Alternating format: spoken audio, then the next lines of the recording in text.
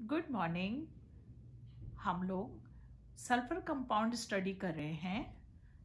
Sulphur compound की series में सबसे पहले मैंने आपको थायोल्स बताए थे पिछले वीडियो लेक्चर में। आज के इस वीडियो लेक्चर में हम थायो ईथर्स स्टडी करेंगे। थायो ईथर्स जो हैं वह ईथर के एनालॉग्स ही हैं। सबसे पहले हम इसका नॉमेनक्लेचर देखते हैं। फर्स्ट स्ट्रक्चर जो है उसका कॉमन नेम हो जाएगा डाई मिथाइल सल्फाइड, जबकि इसका IUPAC नेम जो होगा वो होगा मिथाइल थायो मीथेन। सेकेंड स्ट्रक्चर जो है उसका कॉमन नेम होगा डाई इथाइल सल्फाइड, जबकि इसका IUPAC नेम है इथाइल थायो ईथेन। थर्ड स्ट्रक्चर जो है उसका कॉमन नेम है मिथाइल प्रोपाइल सल्फाइड, जबकि इसका IUPAC नेम होगा 1 मिथाइल थायो प्रोपेन। फोर्थ स्ट्रक्चर देखिए, इसका कॉमन नेम जो है वो होगा मिथाइल आइसोप्रोपाइल सल्फाइड, जबकि इसका IUPAC नेम जो है वो है 2 मिथाइल थायो प्रोपेन। ईथर की तरह ही यहाँ पर IUPAC नेम करने के लिए हमने लास्ट स्ट्रक्चर में लॉन्गेस्ट चेन सिलेक्ट करी है प्रोपेन की, और उसके सेकेंड कार्बन पर जो है मिथाइल थायो सब्स्टिट्यूशन जो है वो है।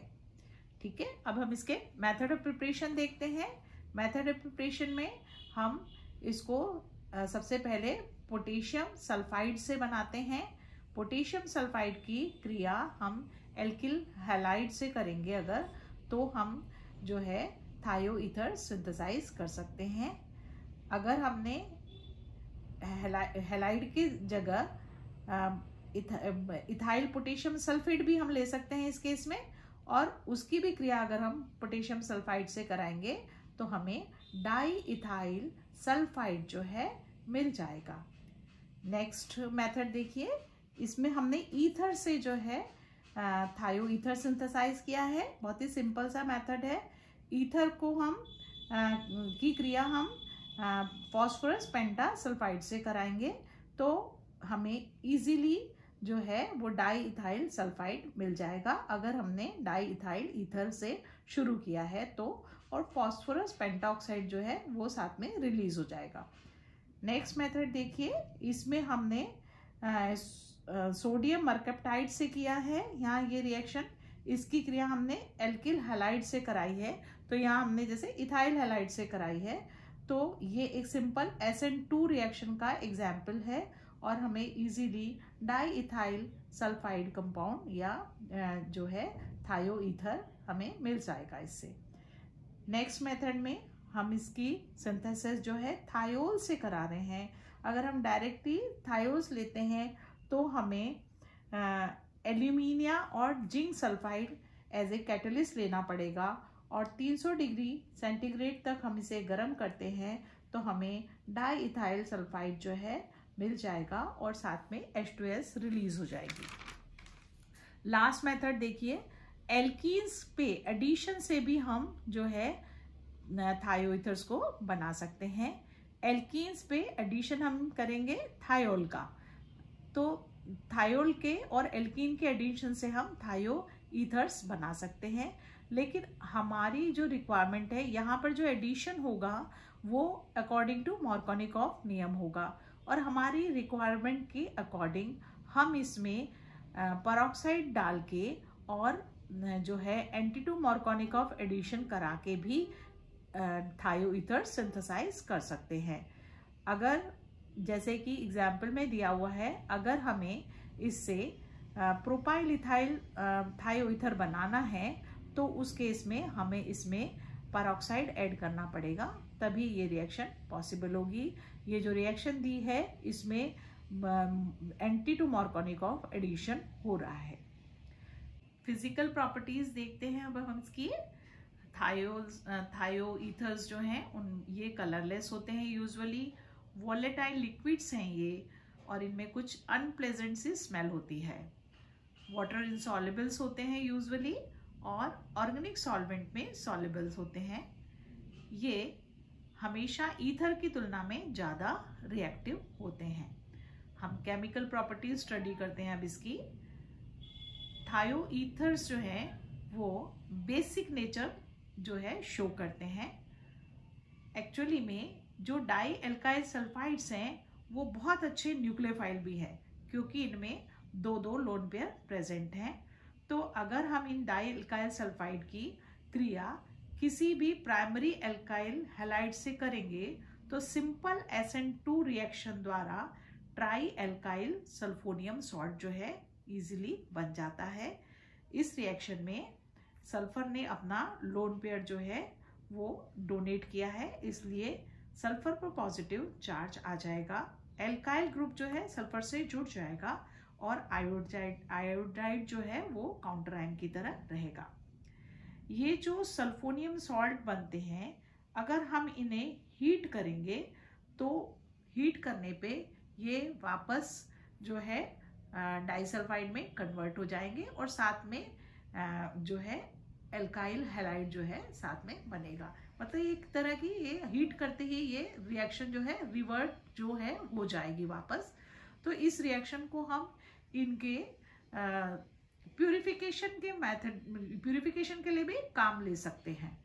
ठीक है, अगर इन्हें सल्फोनियम सॉल्ट को जो हमने अभी बनाया था सल्फोनियम सॉल्ट, अगर उसकी क्रिया हम मॉइस्ट सिल्वर ऑक्साइड से करते हैं, मतलब AgO से करते हैं, तो हमें जो है सल्फोनियम हाइड्रोक्साइड मिलेगा। यहाँ आयोडीन को रिप्लेस करा गया है केवल हाइड्रोक्साइड आयन से।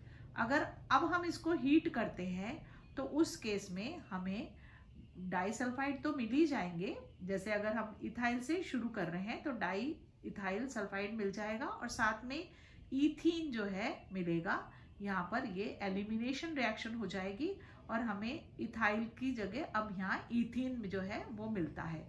ठीक है, नेक्स्ट रिएक्शन देखिए। यहाँ पर इसका बेसिक नेचर है जैसा मैंने अभी आपको बताया, इसलिए जब हम इसकी H2SO4 से रिएक्शन करते हैं तो ये 100% सॉल्युबल होता है H2SO4 में। और उसका रीजन ये है कि H2SO4 का हाइड्रोजन जो है वो सल्फर अपना लोन पेयर देकर कैप्चर कर लेता है और सल्फोनियम सॉल्ट बन जाता है। और सल्फोनियम सॉल्ट जो बनता है उसका HSO4 जो है काउंटर आयन की तरह उसको सैचुरेट करेगा। ये रिएक्शन नेक्स्ट जो रिएक्शन है ये मेटल सॉल्ट से दी हुई है, यहाँ HgCl2 से रिएक्शन कराई गई है। ये रिएक्शन भी अगेन जो है ये शो कर रही है कि सल्फर अपना लोन पेयर देके रिएक्शन करता है। थायो ईथर्स में अब हम ऑक्सीडेशन देखते हैं।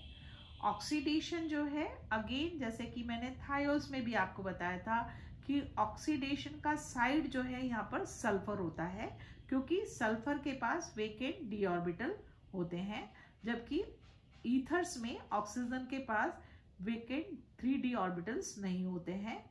तो यहाँ ऑक्सीडेशन जो है दो प्रकार से हम करा सकते हैं।